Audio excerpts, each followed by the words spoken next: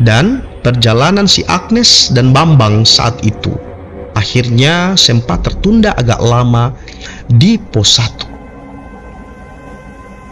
Suasana yang tadinya nyaman, damai dan asri itu teman-teman, seketika berubah menjadi adegan menakutkan seperti di film horor. Karena sudah kebelet, Agnes kemudian berjalan dengan terburu-buru melewati Bambang. Ia tidak menyangka ternyata yang hendak ia terobos itu adalah jurang. Ia kemudian mendengar teriakan Bambang. Dan mereka berada di situasi yang cukup gawat darurat antara hidup dan mati.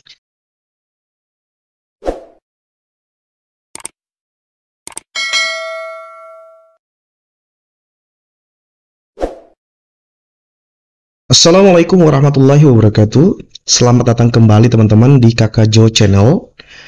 Kali ini, pada kesempatan yang berbahagia ini, Kakak Jo akan melanjutkan sebuah kisah, sebuah cerita yang ditulis oleh Agnes Putri Widyasari pada 6 April 2023 dengan bagian 2 yang berjudul Antara Hidup dan Mati di Bibir Jurang, seri Ke Gunung Salak yang Mistis. Cerita ini kemudian penulis muat pada mojok.co. Semoga saja teman-teman suka dan terhibur serta menambah referensi serta mengedukasi buat kita semua.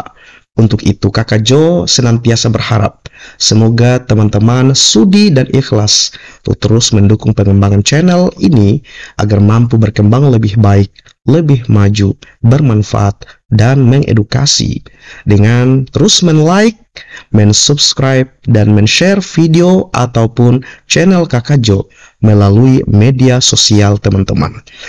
Kita lanjut ke bagian 2-nya teman-teman.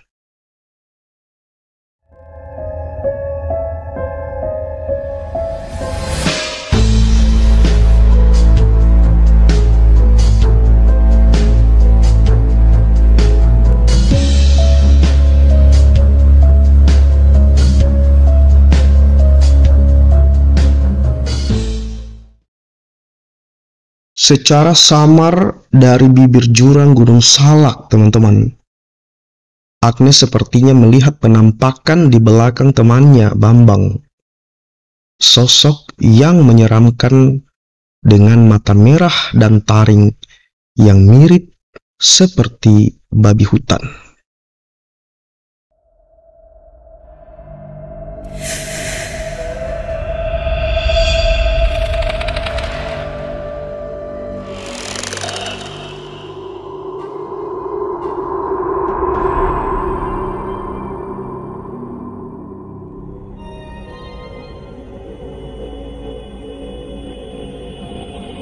Agnes mulai merasa lelah. Saat itu di pos 1 yang penuh drama, Agnes hanya diam dengan pikirannya yang kosong. Ia memandangi sekeliling yang dipenuhi oleh kepanikan serta keributan. Ia jadi ingat omongan Simbah waktu itu teman-teman. Kalau memang mungkin si Agnes sudah ditakdirkan dan diizinkan untuk memiliki kelebihan yang berbeda dari orang yang lain pada umumnya. Setelah mendengar teriakan kencang dari perempuan teman para pendaki itu, telinga Agnes kemudian menjadi berdengung. Mungkin juga karena posisinya si Agnes yang memang berdekatan dengan perempuan tadi. Ditambah si perempuan itu berteriak tepat di telinganya. Kepala si Agnes terasa pusing. Entah kenapa ia menjadi merasa mual. Dan situasi saat itu teman-teman benar-benar kacau balau. Di antara kekacauan yang sedang terjadi, samar-samar ia melihat seseorang berdiri tepat di sebelah flyseat. Tampak seperti laki-laki. Dan jujur teman-teman, menurut si Agnes, Pandangannya agak sedikit kabur waktu itu. Ia hanya bisa melihat tingkah lakunya yang tampak tenang memperhatikan mereka semua. Yang panik karena pendaki perempuan yang mulai kesurupan itu semakin menjadi-jadi. Perempuan yang kesurupan berteriak meraung-raung, meminta untuk dipulangkan. Miftah, salah satu leader grup itu, terus mencoba merafalkan ayat-ayat suci. Tapi entah mengapa usaha itu tidak membuahkan hasil. Mungkin dari mereka semua kurang adanya sebuah keyakinan yang teguh. Teman-teman, Bambang yang melihat Agnes sudah hampir sempoyongan dan ingin pingsan, segera membompongnya menjauh dari kerumunan para pendaki itu. Bambang kemudian membacakan doa dan meniup botol air yang hendak ia suguhkan kepada Agnes. "Nih, minum dulu," kata si Bambang. Bambang membantu Agnes untuk meneguk air yang telah dibacakan mantra ataupun rafalan doa-doa. Dan rasa segar itu, teman-teman, cukup membuat Agnes agak sedikit sadar. "Gue capek banget. Pasti ada aja kejadian-kejadian kayak gini setiap kali kita naik gunung," ucapnya dengan suara yang agak sedikit lemah. "Enggak semuanya, baru 2 kali," ucap Bambang menepuk pundak Agnes. Agnes terkekeh sedikit mendengar ucapan dari Bambang itu, teman-teman. Padahal hari itu cukup terang dan suara kicauan burung juga masih terdengar. Tapi si Agnes dan Bambang malah harus menghadapi orang yang tengah kesurupan. 1 jam telah berlalu dan situasi masih juga belum membaik. Mereka juga sedang menunggu ranger gunung untuk datang membantu. Sembari menunggu, Agnes memperhatikan pendaki perempuan itu. Miris, teman-teman. Kata itu yang bisa Agnes deskripsikan. Tangan serta kakinya diikat. Sebuah handuk menyumpal mulut dari perempuan yang tengah kerasukan itu.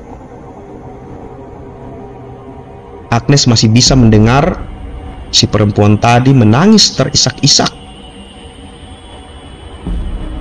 Agnes termenung sejenak, masih kepikiran soal sosok misterius yang sempat ia lihat. "Kira-kira siapa dia?" tanya Agnes.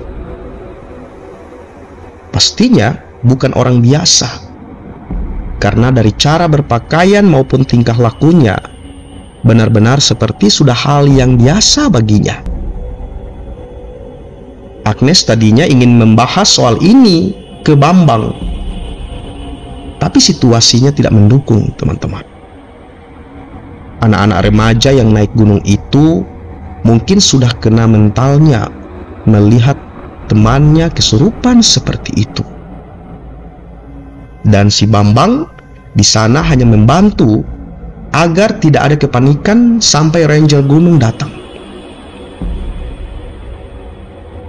Teman-teman, situasi saat itu mulai terkendali saat ranger gunung Salak datang. Mereka kemudian dengan sigap mengevakuasi remaja perempuan itu beserta teman-temannya. Kalau tidak salah menurut Agnes, teman-teman, saat itu ada petugas yang sempat menegur mereka, Agnes dan si Bambang, dan bertanya. Bahkan ia meminta agar mereka tidak melanjutkan perjalanan sampai ke puncak. Namun, si Bambang menolak hal itu. ia tetap bersikukuh melanjutkan pendakian ke Gunung Salak. Kalau si Agnes sih maunya pulang aja, tapi rasanya terkesan jahat kalau si Agnes meninggalkan Bambang sendirian untuk mendaki sampai ke puncak Gunung Salak.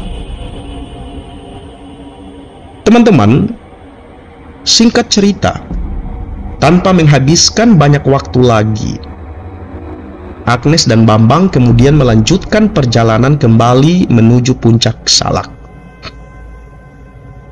Perjalanan menuju puncak Salak 2 jujur sangat melelahkan. Begitu pengakuan dari Agnes. Tenaganya sudah mulai habis. Hari sudah mulai sore, sedangkan mereka harus mengejar summit sebelum malam tiba. Konsentrasi mereka lama-kelamaan menjadi menurun akibat kelelahan. Apalagi si Agnes, teman-teman. Entah kenapa, staminanya benar-benar buruk sekali saat itu. Di sela waktu istirahat, ia merasakan sesuatu yang tidak nyaman. Rasa-rasanya seperti ia mau datang bulan. Karena cukup panik, ia menanyakan ke Bambang apakah celananya bernoda darah atau bernoda merah. Bambang mengecek dengan seksama dan ternyata iya benar, ada noda merah di celananya. Mendengar hal itu, teman-teman, si Agnes panik. Aduh, dari sekian banyak tanggal kenapa harus hari ini? Kata si Agnes. Ini pertama kalinya ia naik gunung dengan kondisi sedang datang bulan. Rasa was-was juga menyelimutinya saat itu. Kalau mau balik lebih bahaya, karena hari sudah semakin gelap. Dan kalau mau melanjutkan perjalanan, takut ia akan mengalami kejadian yang aneh-aneh. Saat itu teman-teman, temannya Bambang coba meyakinkan si Agnes bahwa tidak perlu takut. Bambang mengatakan pernah ada temannya sedang datang bulan saat naik gunung, tapi tidak terjadi apa-apa. Karena hal yang tiba-tiba ini, mau tidak mau mereka harus mengejar summit sebelum gelap datang. Kalaupun ternyata tidak bisa, mereka terpaksa harus mencari tempat landai untuk membangun tenda mereka. Dan ia, si Agnes, tidak mau masih berada di jalur pendakian saat gelap, apalagi di Gunung Salak yang terkenal mistis itu. Teman-teman, mereka sudah berusaha untuk mencari tempat yang pas membangun tenda. Tapi sayangnya mereka benar-benar terpaksa melanjutkan perjalanan. Hari mulai gelap dan mereka masih berada di trek pendakian saat kondisi sudah maghrib. Agnes mengeratkan tangan ke tali carrier, memantapkan setiap langkah. Dan sebelum itu, mereka juga sempat berhenti sejenak untuk mengenakan headlamp. Keterbatasan pandangan karena malam membuat mereka harus ekstra berhati-hati. Posisi Agnes berada di belakang Bambang kala itu. Ia tidak mungkin berada di depan, karena ia tidak menghafal dengan jalur-jalurnya. Semakin lama mereka berjalan, kegelapan semakin menyelimuti hutan.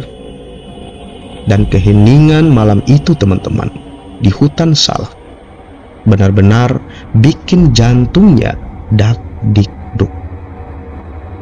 Mungkin karena vegetasinya yang lebat serta jalurnya yang terus menanjak. Suara hewan malam yang menembus heningnya hutan Salak itu membuat bulu kuduk Agnes merinding. Rasanya ia pengen pulang banget. Teman-teman, ia dan Bambang berusaha mengobrol untuk mengusir rasa takut mereka. Dan saat mereka ngobrol, ada kejadian aneh yang mereka alami pada saat itu.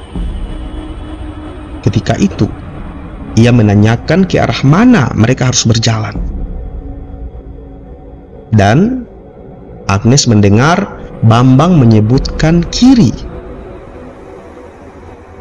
Karena sudah kebelet, Agnes kemudian berjalan dengan terburu-buru melewati Bambang. Ia tidak menyangka ternyata yang hendak ia terobos itu adalah jurang.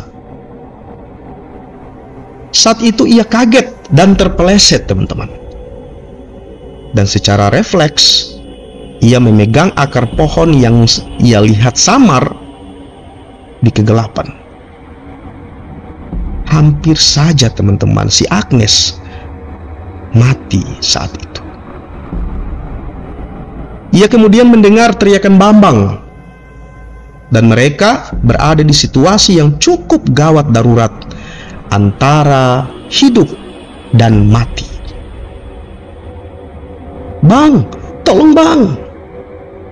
ucap Agnes yang terus berusaha bertahan dengan akar pohon itu. Bambang dengan sigap mengaitkan tali dan mengikatnya dengan kuat di batang pohon besar. Ia melemparkan ujung tali, meminta Agnes untuk mengaitkannya ke sabuk di pinggang. Teman-teman, Agnes berusaha sekuat tenaga menahan beban badan dan logistik dengan satu tangan. Ketika pengait itu sudah terpasang, Agnes kemudian berteriak dan Bambang pun dengan sigap menarik tali dengan katrol. Di antara silaunya headlamp Bambang yang menyinari Agnes, secara samar sepertinya ia melihat penampakan di belakangnya. Sosok yang menyeramkan dengan mata merah dan taring yang mirip seperti babi hutan. Wah, anjir! Refleks, ia berteriak dan menutup mata. Di saat itu, teman-teman, Bambang kemudian meraih tas Agnes dan membantunya untuk naik dari jurang tersebut. "Nes, woi, Nes, lo nggak apa-apa kan?" Bambang terlihat panik dan ketakutan melihat Agnes yang terperosok ke jurang saat itu. Si Agnes masih menutup mata dan mengatakan, "Gue pengen pulang aja." Memang mental Agnes cupu, teman-teman. Ia sudah terlanjur takut dan enggan untuk membuka mata. Bambang terus berusaha menenangkannya. Bambang memberikan air dan menyuruh Agnes untuk meneguk air tersebut. Dan setelah itu, Agnes lumayan merasa tenang dan lega sedikit. Si Agnes, teman-teman, langsung meminta Bambang untuk mengecek ke sekeliling apakah ada sesuatu. Bambang hanya celingkan ke sekeliling dan tidak mendapati apapun, teman-teman. Saat itu Agnes meminta Bambang untuk terus berjalan sampai nanti mereka menemukan tempat yang pas untuk membangun tenda mereka. Sekitar 35 menit berjalan, akhirnya mereka mendapati bidang tanah yang datar.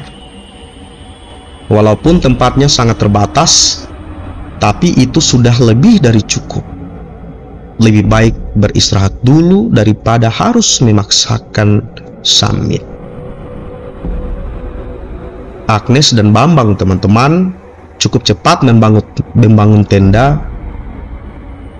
Agnes dan Bambang, teman-teman, cukup cepat membangun tenda serta perapian.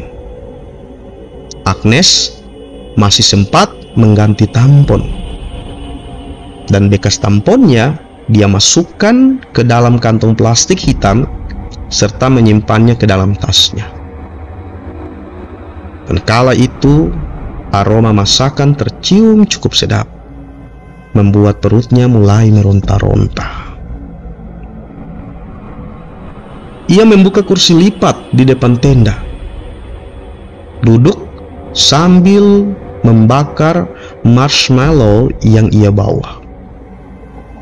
Masih sempat terfikir sejenak kejadian yang sangat menakutkan baginya tadi. Masih sempat terfikir sejenak kejadian yang menurutnya sangat menakutkan tadi, teman-teman.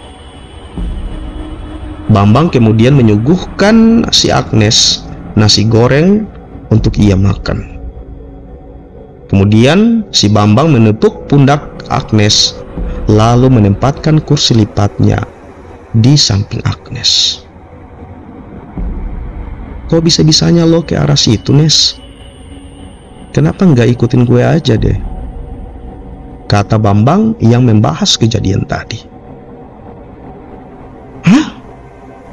Kan lo sendiri yang bilang ke arah kiri. Gue tadi nanya lewat mana, terus lo jawab arah kiri. Balas Agnes sembari mengunyah marshmallow bakar. Teman-teman, Bambang memasang ekspresi bingung. Ia jelas tidak menjawab apa-apa, bahkan tidak mendengar kalau Agnes menanyakan hal tersebut. Agnes sempat terhenti makan mendengar penjelasan Bambang saat itu. Tiba-tiba ia teringat tentang penampakan di belakang Bambang saat itu. Apa mungkin sosok itu yang menjawab saat si Agnes bertanya tadi? Dan Bambang seperti paham ketika melihat ekspresi Agnes yang serius berpikir. Ia sedikit menundukkan dan mendekatkan dirinya ke telinga saya, berbisik pelan dan bertanya, apakah Agnes melihat sesuatu di belakang Bambang? Lalu kemudian teman-teman, Agnes mengangguk.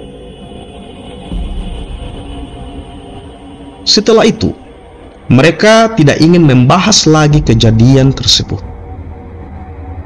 Ada pepatah yang bilang, kalau kita ngomongin hal-hal tabu di gunung itu pamali dan bisa mengundang bahaya. Jadi mereka berusaha untuk ngobrol-ngobrol hal-hal yang lain. Waktu itu Bambang sempat menawarkan apakah mau lanjut ke tektok ke puncak Salak 1. Dan Agnes jujur tidak mau, teman-teman, karena melihat stamina mereka yang belum siap, ditambah kalau mau tektok ke puncak Salak 1, setahu Agnes harus melewati jalur sadel yang terkenal ekstrim itu. Jalur pendakian ke puncak Salak 2 saja sudah melelahkan begitu, apalagi harus nambah tektok ke puncak Salak 1. Tapi seru nggak sih? Soalnya gue penasaran banget. Katanya temen gue lewat jalur situ bisa nemu puing-puing pesawat bekas Sukhoi loh. Kata Bambang yang terlihat excited sembari membuka kameranya untuk mengecek footage yang ia dapat tadi. Enggak, sama sekali nggak seru, Bang. Ingat ya, lebih baik pulang selamat daripada maksain sesuatu yang ambisius. Ingat, masih ada hari esok, coy. Pungkas Agnes yang mencoba meyakinkan si Bambang untuk tidak mengikuti sifat ambisiusnya itu. Teman-teman, setelah makan, Agnes izin untuk masuk dan beristirahat. Pendakian ke Gunung Salak kali ini benar-benar sangat amat melelahkan. Agnes menenggelamkan diri ke dalam sleeping bag dan terlelap tidur dengan cepat.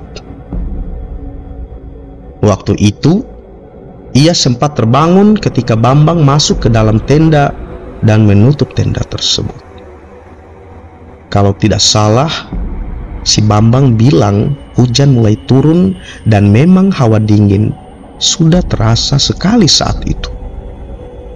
Agnes hanya menjawab seadanya, lalu kemudian ia melanjutkan tidurnya. Teman-teman, Agnes kemudian terbangun lagi sekitar pukul 1 pagi. Hal ini karena ada suara kresek-kresek yang cukup mengganggu dari arah luar.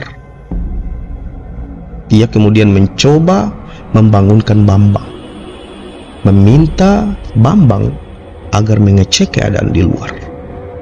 Takutnya saat itu ada binatang buas sedang berada di sekitar tenda mereka. Bambang saat itu tidak merespon apa-apa.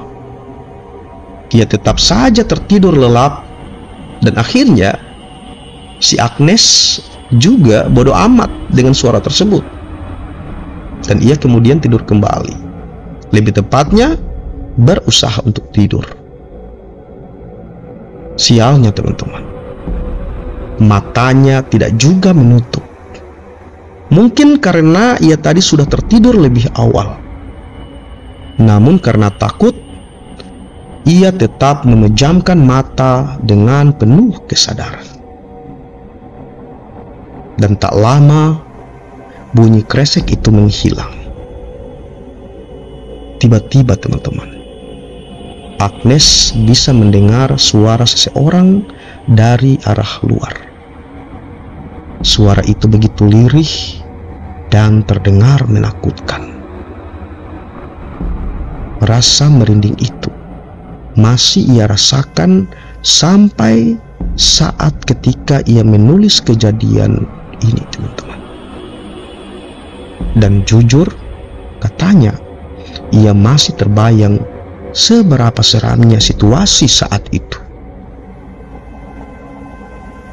Suara lirih itu terdengar seperti perempuan. Ia tidak terlalu mendengar jelas. Yang pasti ada satu kalimat yang dia dengar saat itu dengan sangat jelas. Buka, buka. Teman-teman, suara itu seperti meminta untuk masuk ke dalam tenda. Dan Agnes berani bersumpah itu serem banget. Bisa kebayang tiba-tiba dia masuk dan langsung menunjukkan sosok seramnya. Nggak kebayang. Ia jujur langsung menarik baju Bambang dan maksa untuk tidur. Udah bodoh amat banget, yang penting harus rileks dan nggak usah menghiraukan. Teman-teman, suara itu kemudian sempat menghilang. Tapi ternyata itu hanyalah salah satu dari sekian banyak kejadian di luar nalar yang akan ia dan Bambang lewati saat menuju puncak Salak II. Kalau boleh dikata, semakin lama dekat dengan puncak, mereka semakin berada di situasi yang sangat sulit.